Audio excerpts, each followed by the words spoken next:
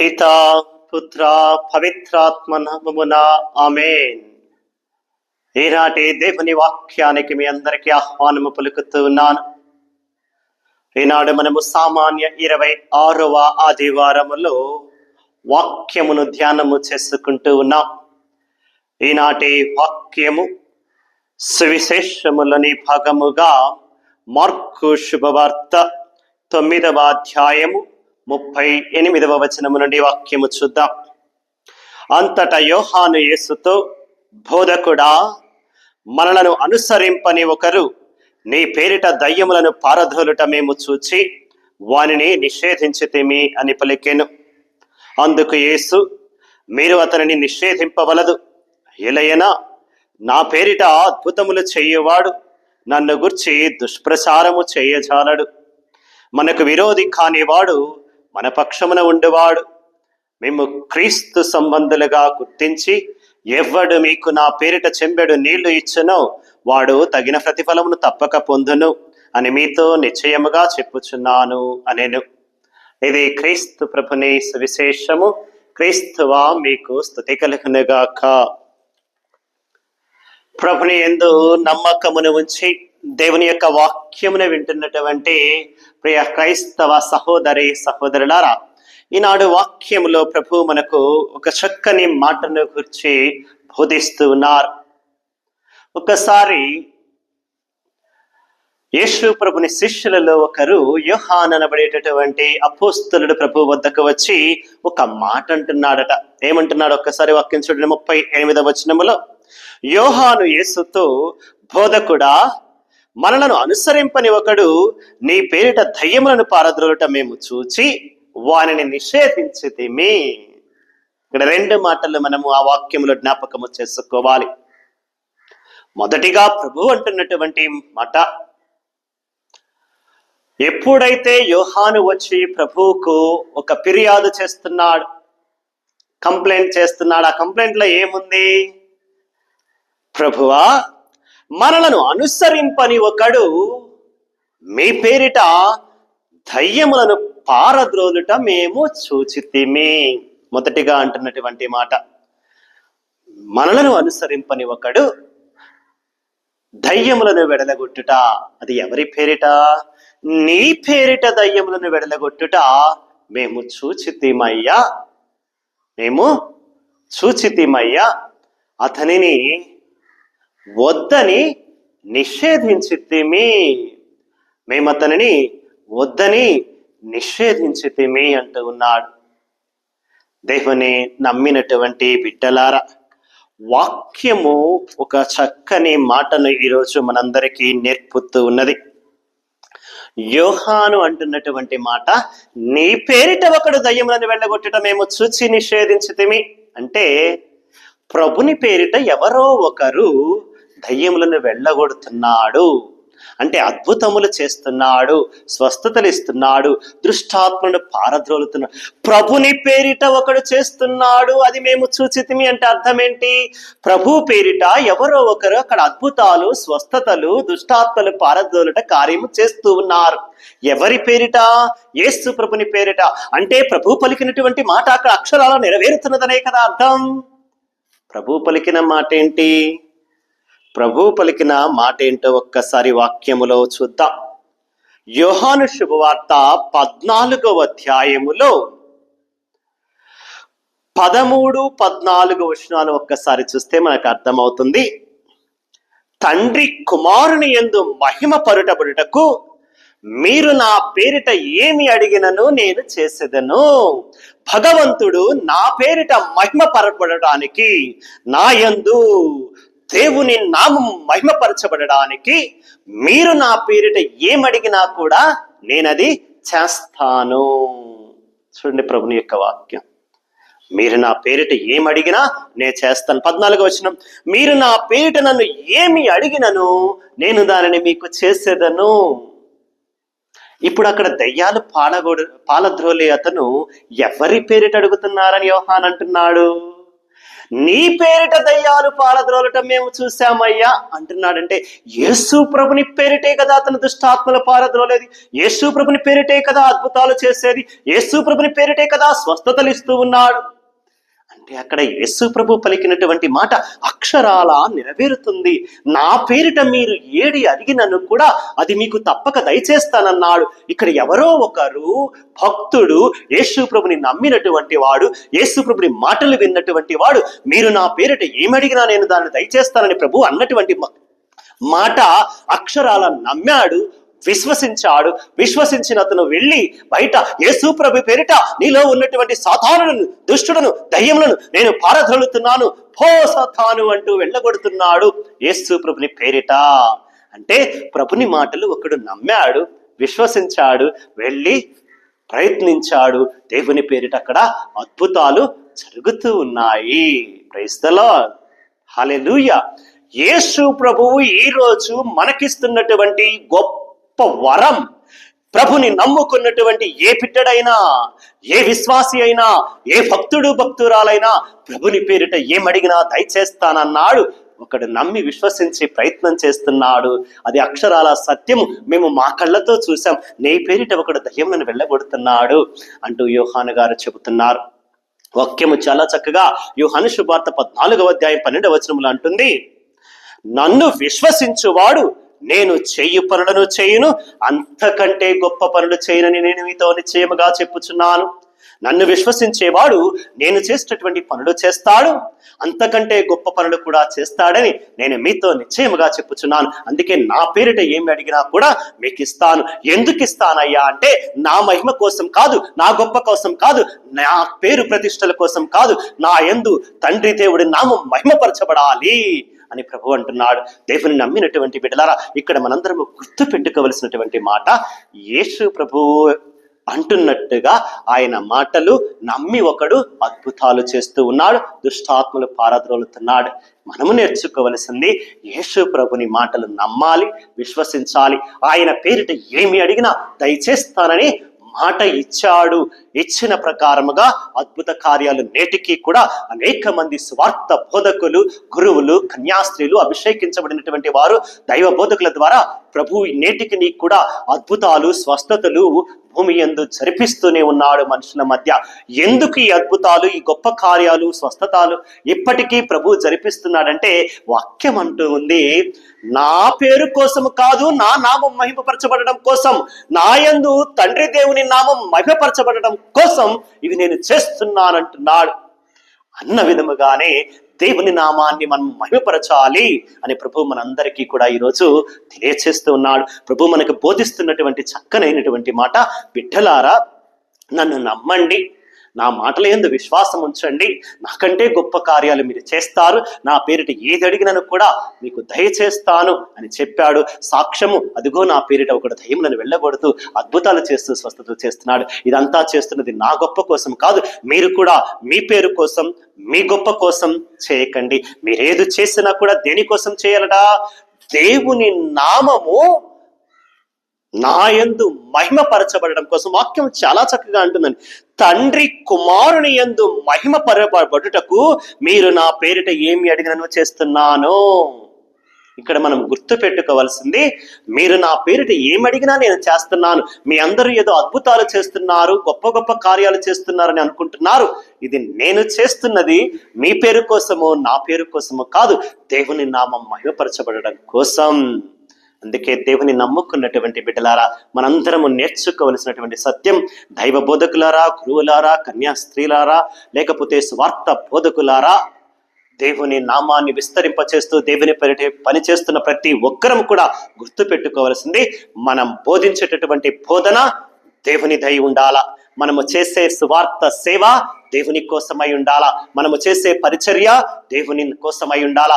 మనము అద్భుతాలు చేసినా, గొప్ప గొప్ప కార్యాలు చేసినా, యేసు ప్రభు పేరిట మనము ఎంత గొప్ప కార్యాలు చేసినా అది మన నామం మహిమపరచబడడానికి కాదు, మన గొప్పలు చెప్పుకోవడానికి కాదు, మన పేరు ప్రత్యక్షలు తెచ్చుకోవడానికి కాదు, మనము డబ్బు సంపాదించుకోవడానికి కాదు, పదవి అధికారం హోదా కోసం కాదు, దేవుని నామం మన యందు మహిమపరచబడాలి అని మనము చేయాల.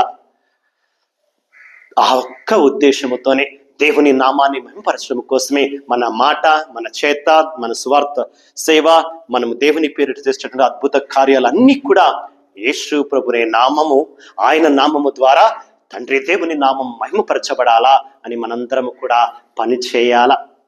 ఇంకా ఈ రోజున మనం గుర్తు పెట్టుకోవాల్సినటువంటి మాట, యోహాను వచ్చి అతన్ని మేము నిషేధించితిమి, ఆయన నీ పేరిట అద్భుతాలు చేస్తున్నాడు, కానీ మేమేం చేశాం, ఆయన నిషేధించాము అంటే ప్రభు ఏమంటున్నాడు చూడండి, ఆయన ఆపజేసాం మేము చేయొద్దని అని చెప్తే 39వ వచనంలో ప్రభు అన్నారు, అందుకు యేసు మీరు అతనిని నిషేధింపవలదు, ఏలైనా నా పేరిట అద్భుతములు చేయవాడు నన్ను గుర్చి దుష్ప్రచారము చేయజాలడు కదా. మీరెందుకు ఆపుతున్నారు? యోహాను కానీ ఆయన శిష్యులు కానీ ఎవడో ఒకడు అద్భుత కార్యాలు చేస్తుంటే, దుష్టాత్మలు పారద్రోలుతుంటే ఎందుకు ఆపుతున్నారండి? చేస్తే మేం చేయాలి కానీ నువ్వెవరు చేయడానికి? ప్రభుని శిష్యులు మేము, ప్రభుని అపోస్తులం మేము, ప్రభు ఎన్నుకున్నది మమ్మల్ని, ప్రభు దగ్గర ఉన్నది మేము, కాబట్టి చేస్తే గొప్ప కార్యాలు, అద్భుత కార్యాలు ప్రభుని పేరిట మేము చేయాలి కానీ నువ్వెవరు చేయటానికని ఆయన ఆపేస్తున్నారు. ఈర్ష్యండి, అసూయండి.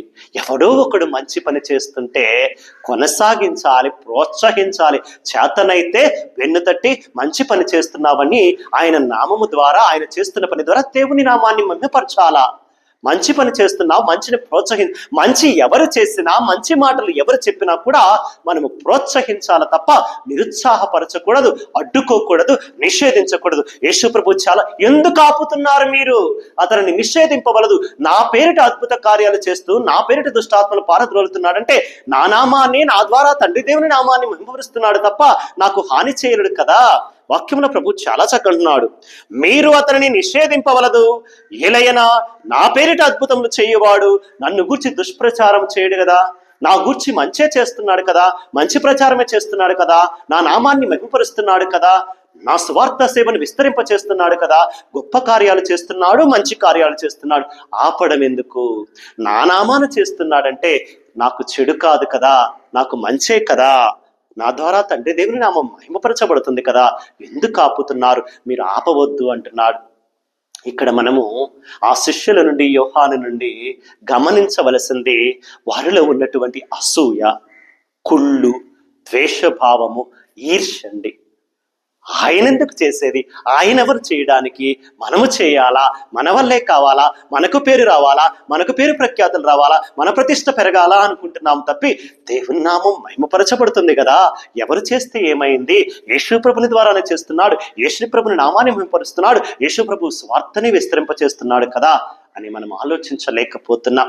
దేవుని నమ్మినటువంటి బిడ్డలారా, ఆది కాండము నుండి కూడా మనము వాక్యాలు గమనిస్తే ఈ ఈర్ష్య, ఈ అసూయ, ఈ ద్వేషభావాలే ప్రపంచాన్ని, మానవలోకాన్ని అల్లకల్లోలం చేస్తున్నాయి. భూలోకములో బైబిల్ గ్రంథము ప్రకారం మొట్టమొదట జరిగినటువంటి హత్య ఏమిటండి?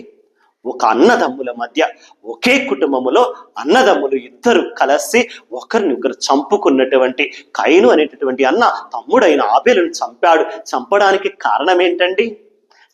ఒక్కసారి ఆది కాండములో వాక్యము 4వ అధ్యాయములో భూ చరిత్రలో జరిగినటువంటి మొట్టమొదటి హత్యను గురించి ధ్యానము చేస్తూ ఉన్నాం.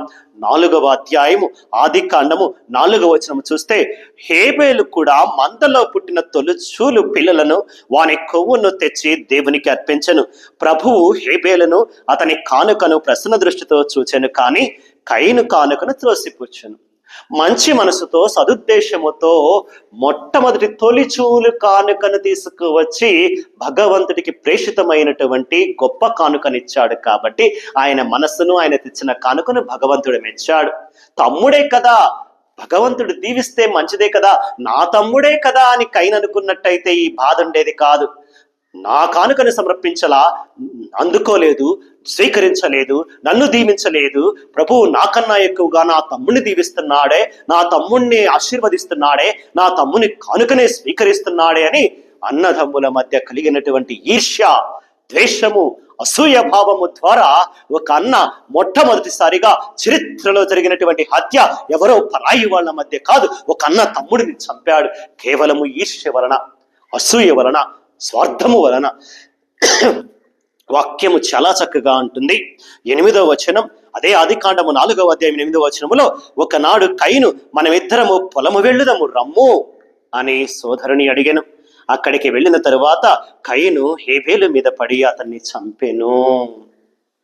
ఒక అన్న ఒక తమ్ముడిని చంపుతున్నాడు. ఈర్ష్య, అసూయ, ద్వేషభావము. అదే విధంగా మనం చూస్తూ ఉంటాం. అదే ఆదికాండము 29వ అధ్యాయములో 29వ అధ్యాయం 16వ వచన వాక్యము చూస్తే, లాబానుకు 2 కుమార్తెలు కలరు. వారిలో పెద్ద కూతురు పేరు లేయా, చిన్న కూతురు పేరు రాహేలు. లేయ బలహీనమైన కళ్ళు కలది, రాహేలుదు అంగ సౌష్ఠము గల రూపవతి. లాబానుకి 2 కుమార్తెలు ఉన్నారటండి, లేయా అలాగే రాహేలు. లేయా పెద్దది, రాహేలు చిన్నది. వీళ్ళిద్దరిని కూడా యాకోబుకు ఇచ్చి వివాహము చేస్తాడు లాబాను. 2 అక్క చెల్లెండ్రు ఒకరినే చేసుకున్నారు. కానీ ఇద్దరిలో ఈర్ష్య, అసూయ, ద్వేషభావం వలన 30వ వచనములో 1 వచనము చూస్తే మనకు అర్థమవుతుంది. తాను యాకోబునకు పిల్లలను కనకపోవుటచే రాహేలు తన సోదరుని చూచి కన్నులలో నిప్పులు పోసుకొనెను. ఎవరండి? సొంత చెల్లి అయినటువంటి రాహేలు అక్క అయినటువంటి లేయా మీద ఏమంటుంది వాక్యం? తన సోదరుని చూచి కన్నులలో నిప్పులు పోసుకొనెను. ఎవరు? మళ్ళీ ఒకే కుటుంబము. 2 అక్క చెల్లెళ్ళు ఒకళ్ళ పట్ల ఒకళ్ళు గిట్టక, అసూయ, ద్వేషభావముతో ఒకరినొకరు తిరస్కరించుకొని, గొడవలాడుకొని, తగవలాడుకొని, ద్వేషించడం మళ్ళీ చూస్తూ ఉన్నాం. చరిత్రలో మొట్టమొదటి జరిగిన హత్య ఒక అన్న తమ్ముడిని చంపటం. చరిత్రలో మొట్టమొదటిగా 2 అక్క చెల్లెండ్రు అసూయతో, ద్వేషతో, ఈర్ష్యతో అసహించుకోవటం లాబానుకు పుట్టినటువంటి 2 కూతుర్లు లేహో మరియు రాహేలు అనే 2 మనము చూస్తూ ఉన్నాం. చరిత్రలో మొట్టమొదటిసారిగా ఆ సొంత అన్నదమ్ములే తమ్ముడు ఎదుగుతూ ఉంటే తమ్ముడు యొక్క ప్రదర్శన చూసి, తమ్ముడు గొప్పతనాన్ని చూసి మెచ్చుకొని ప్రోత్సహించకుండా అసూయతో, స్వార్థముతో, ద్వేషముతో ఆయనను పొరుగు వారికి చంపేయాలని ప్రయత్నం చేశారు. చివరికి వర్తకులకు అమ్మేశారు. అది ఎక్కడ జరిగింది? ఆదికాండము 37వ వచనములో యోసేపు కథలో మనము చూస్తూ ఉంటాం. యోసేపు అతని అన్నదమ్ముల మధ్య జరిగినటువంటి కార్యక్రమం మనకు తెలుసు. 37వ అధ్యాయం 4వ వచనం 3వ వచనము చూస్తే, ముదిమిని పుట్టిన బిడ్డడు కావున ఇశ్రాయేలు యోసేపుని ఇతరుల కుమారుల కంటే ఎక్కువగా ప్రేమించెను. అతనికి పొడుగు చేతుల నిలువుటంగీని కుట్టించెను. 4వ వచనం అంటుంది, తమ కంటే ఎక్కువగా తండ్రి అనురాగమునకు పాత్రుడగొచ్చే యోసేపును అతని సోదరులు ద్వేషింపసాగరి. ఏం చేశారండి? తండ్రి చివరన పుట్టిన కుమారుడని చెప్పి, ముదిమిన పుట్టిన కుమారుడని చెప్పి యోసేపుని ఎక్కువగా ప్రేమించేవాడు. ఒక నిలువుటంగీని ఆయనకు ప్రేమతో కుట్టించాడు. దాని వలన ఈర్ష్యతో, స్వార్థముతో ద్వేషించడం మొదలుపెట్టు. సొంత అన్నదమ్ములే సోదరుడైనటువంటి యోసేపును అమ్మేయటానికి, చంపేయడానికి చూశారు. చివరికి కుదరగా పొరుగు దేశాలకు, రాజులకు అమ్మేశారు సొంత సోదరుడినే. ఇవన్నీ మనకు చూస్తుంటే ఏమర్థమవుతుంది? మనిషిలో ఆది కాండము నుండి, అంటే ఆది నుండి, ప్రారంభము నుండి, సృష్టి ఆరంభము నుండి ఈ ఈర్ష్య, అసూయ, ద్వేషభావము. నేనే బాగుండాలా, నేను మాత్రమే బాగుండాలా, నాకు మాత్రమే పేరు రావాలా, నాకు మాత్రమే గొప్ప పేరు రావాలా, పేరు ప్రఖ్యాతులు నాకే రావాలా, ప్రతిష్టలు నాకే రావాలా అని మనిషి స్వార్థముతో ఉన్నాడండి. ఈ స్వార్థము నుండి పుట్టినదే ఎదుటివాడి మీద ఈర్ష్య.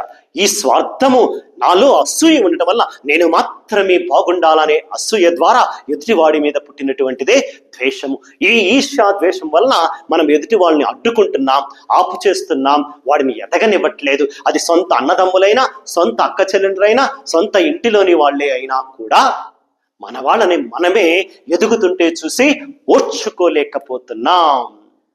ఈర్ష్యతో, ద్వేషభావముతో ద్వేషిస్తూ వాళ్ళ అంతు చూస్తూ ఉన్నాం. అందుకే ఈరోజు యాకోబు గారి పత్రికల్లో మనము చూస్తూ ఉంటాము. 2వ పట్టణంలో యాకోబు గారు రాసినటువంటి ఆ యొక్క మంచి మాటలలో ఒక మాట మనము చూస్తూ ఉంటాం. ఏమంటాడు? యాకోబు రాసిన పత్రిక 5వ అధ్యాయం 6వ వచనం అంటుంది, మీరు నీతిమంతుడైన వానికి శిక్ష విధించి వారిని ఎదురించుదురు, వారిని చంపుదురు. ఏం చేస్తాడట? నీతిమంతుడైనటువంటి వారికి మీరు శిక్ష విధించి మీరు వారిని చంపేస్తారు. అదే కదండి జరిగింది యేసు ప్రభుని విషయంలో. మంచి చేస్తూ ఉన్నాడు, మంచి పనులు చేస్తున్నాడు, దేవుని నామాన్ని మహిమపరుస్తున్నాడు, దేవుని పేరిట అద్భుత కార్యాలు చేస్తూ ఉన్నాడు. ఎన్ని మంచి మాటలు చెప్పాడో, ఎన్ని మంచి కార్యాలు చేశాడో. భగవంతుడిని భూమి మీదకు తీసుకువచ్చి భూమి మీద మనుషులు ఇలా జీవించాలి, స్వచ్ఛమైనటువంటి ప్రేమతో పరిశుద్ధ జీవితము జీవించాలా, భగవంతుడు మెచ్చే జీవితము జీవించాలా అంటూ బోధిస్తూ అద్భుత కార్యాలు, గొప్ప కార్యాలు చేస్తూ ఉంటే మనుషులకు నచ్చక ఈర్ష్యతో, స్వార్థముతో, అసూయతో ద్వేషాన్ని పెంచుకొని ఆయన అసహించుకొని చివరికి చంపడానికి కుట్రలు పడినట్లుగా మనం వాక్యములో కూడా చూస్తూ ఉంటాం. మార్కు శుభవార్తలో 3వ అధ్యాయం 6వ వచనంలో వాక్యం అంటుంది, అంతటా పరిసయ్యులు వెలుపలికి వచ్చి యేసును చంపుటకు తరుణోపాయమునకై హెరోదియాలతో వెంటనే ఆలోచనలు చేసిరి. దానికి ముందు ఏం జరిగిందండి? యేసు ప్రభు ఓత్ చేయగలగానికి నీ చేయి చాచు అని చెప్పి స్వస్థతనిస్తాడండి. ఇలా అద్భుత కార్యాలు, స్వస్థతలు చేస్తూ ఉంటే ప్రజలందరూ కూడా యేసు ప్రభు వైపుకు వెళ్ళిపోతున్నారు. మంచి పనులు చేస్తున్నాడు, మంచి బోధలు చేస్తున్నాడు, నీతిమంతుడు, ప్రవక్త, భగవంతుడే భూమి మీదకి దిగి వచ్చాడని నమ్మి విశ్వసిస్తూ ప్రజలందరూ కూడా యేసు ప్రభుని నమ్ముకొని ఆయన దగ్గరికి వెళ్ళడం చూచి వీళ్ళకి నచ్చల. ఈర్ష్యతో, అసూయతో, ద్వేషముతో ప్రభుని అసహించుకుంటూ ఏం చేశారట? పరిసయ్యులు వెలుపలికి వెళ్ళి ఆయనను చంపడానికి కుట్రలు చేశారట. అదే యాకోబు గారి పత్రికలో అంటూ ఉన్నాడు, 5వ అధ్యాయం 6వ వచనం, మీరు నీతిమంతునికి శిక్ష విధించి ఆయనను చంపుదురు, అయినా ఆయన మిమ్మలను ఎదిరింపడు. ఎందుకు?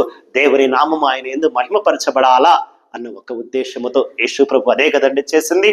యేసు ప్రభు మనందరికీ బోధిస్తున్నటువంటి చక్కనైనటువంటి మాటలు బిడ్డలారా, అనేక మంది ఈ రోజుల్లో మనం చూస్తూ ఉన్నాం.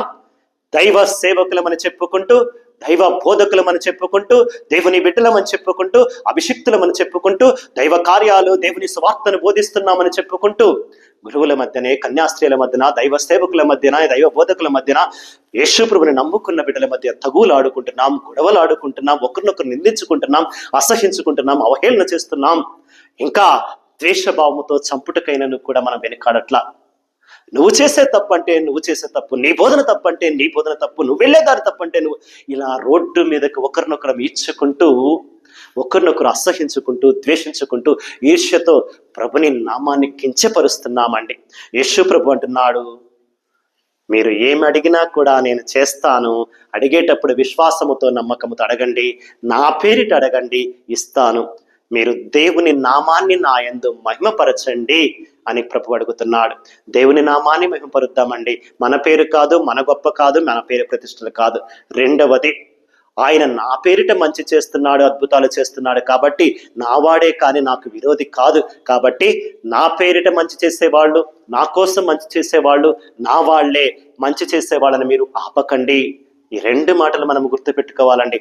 ఒకటి, మనము చేసేది ప్రతిదీ కూడా దేవుని నామాన్ని మహిమపరచటానికై ఉండాలా. ఆయన పేరిట ఏమడిగినా ఇస్తాడని నమ్మి విశ్వసించి చేద్దాం. రెండవది, మంచి ఎవరు చెప్పినా, మంచి ఎవరు చేసినా కూడా వాళ్ళని ప్రోత్సహించి అభినందిద్దాం, వాళ్ళని చూసి దేవుని మహిమపరుద్దాం తప్ప మంచి చేసే వాళ్ళని, మంచి బోధించే వాళ్ళని, మంచి వాళ్ళని అడ్డుకోకూడదు, ద్వేషించకూడదు, దూషించకూడదు, ఈర్ష్యాసూయతో దూరంగా నెట్టేసి మనము అడ్డుకోకూడదు. మంచిని ఎదగనిద్దాం, మంచిని పెంచుదాం. మనం బాగుండాలా అనుకోవాలి, తప్పు లేదు. కానీ ఎదుటివాడు పాడైపోవాలా, నాశనం అయిపోవాలా, బాగుండకూడదు అని అనుకుందాం. అందరం బాగుండాలని కోరుకుందాం. అందులో నేను, నా కుటుంబం ఉండాలి అని కోరుకుందాం. తద్వారా భగవంతుడు నేర్పిస్తున్నటువంటి మంచి మాట, నా పేరిట ఏది అడిగినా ఇస్తాను, నా పేరిట దేవుని నామాన్ని మహిమపరచండి అంటున్నాడు. రెండవదిగా, మంచిని ఆపొద్దు, ఎదగనివ్వండి, పెరగనివ్వండి, మంచిని బోధించండి, మంచి చేయండి. నా బిడ్డలుగా మీరు అందరూ కలిసి దేవుని నామాన్ని మహింపరచండి అంటే ఈరోజు మనకు నేర్పుతున్న సందేశాన్ని విన్నటువంటి బిడ్డలారా, మంచి మనసును దయచేయమని, మంచిని పెంచే వారిలో మనం కూడా భాగస్థులుగా ఉంటూ మంచిని, మంచి వాళ్ళను, మంచి చేసేవాళ్ళని ఎప్పుడు కూడా అడ్డుకోకుండా ప్రోత్సహిస్తూ అందరము చేయి కలుపుకొని యేసుప్రభుని సువార్తను మరింతగా విస్తరిస్తూ దేవుని నామాన్ని మహిమపరుస్తూ ప్రపంచమంతయు కూడా దైవవాక్కును బోధిస్తూ దేవుని రాజ్యాన్ని మరింత విస్తరింప చేయటానికి దైవాశీస్సులు కావాలని ఒక చిన్న ప్రార్థన చేసుకుందాం. పరిశుద్ధుడు ప్రేమమయుడైన యేసు ప్రభువా, నీకే స్తుతులు స్తోత్రములు చెల్లిస్తూ, అయ్యా నీ నామాన్ని మహిమపరచాలని, నీ నామం పేరిట ఏది అడిగినా ఇస్తానని నీవు వాగ్దానం చేసినట్లుగా, అయ్యా ఈ రోజున వాక్యాన్ని విని ప్రార్థన చేసుకుంటున్నటువంటి ఏ బిడ్డ అయినా ఏమి అడుగుతున్నా అది నీ పేరిట అడగబడాలా. నీ పేరిట బిడ్డలు ఏది అడిగినా అది వారి కుటుంబం కోసం కానీ, వారి ఎదుగుదల కోసం కానీ, వారు చేస్తున్న పనిపాట్ల కోసం కానీ, దేనికోసం ఏ బిడ్డ ప్రార్థన చేస్తున్నా, యేసయ్య నీ పేరిట వారి కోసం నేను అడుగుతున్నా, యేసయ్య పేరిట ఏది అడిగినా ఇస్తానని మాట ఇచ్చావు కనుక నీ పేరిట ప్రార్థన చేసుకుంటున్నటువంటి బిడ్డలను ఆశీర్వదించండి, దీవించండి. వారి ఉద్దేశాలు, తలంపులు, కోరికలను తీర్చమని, అదేవిధంగా అయ్యా లోకములు అందరము కలిసి మంచిని పెంచడానికి, మంచిని ప్రోత్సహించడానికి, సువార్తను మరింతగా వ్యాప్తి చేయడానికి కావలసిన శక్తిని, దైవానుగ్రహాలను, మంచి మనసులను మాకు దయచేయమని, మేము ఈర్ష్య, స్వార్థము, అసూయ, ద్వేషభావాలు తీసివేసుకుని నీవు చెప్పినట్లుగా ఒకరినొకరు ప్రేమించుకుంటూ దైవ ప్రేమను అంతటా పంచడానికి కావలసిన శక్తిని, నీ కృపను, దీవెనను అనుగ్రహించమని యేసు ప్రభుని పరిశుద్ధ నామమున అడిగి వేడుకొనుచున్నాము తండ్రి, ఆమేన్. ప్రభువు మీతో నందరగాక, మీ ఆత్మతో నందరగాక. సర్వాశక్తి గల సర్వేశ్వరుడు పితా, పుత్ర, పవిత్రాత్మ మేము మీ బిడ్డలను భగవంతుడు ఆశీర్వదించి దీవించి కాచి కాపాడుదురుగాక. God bless you all.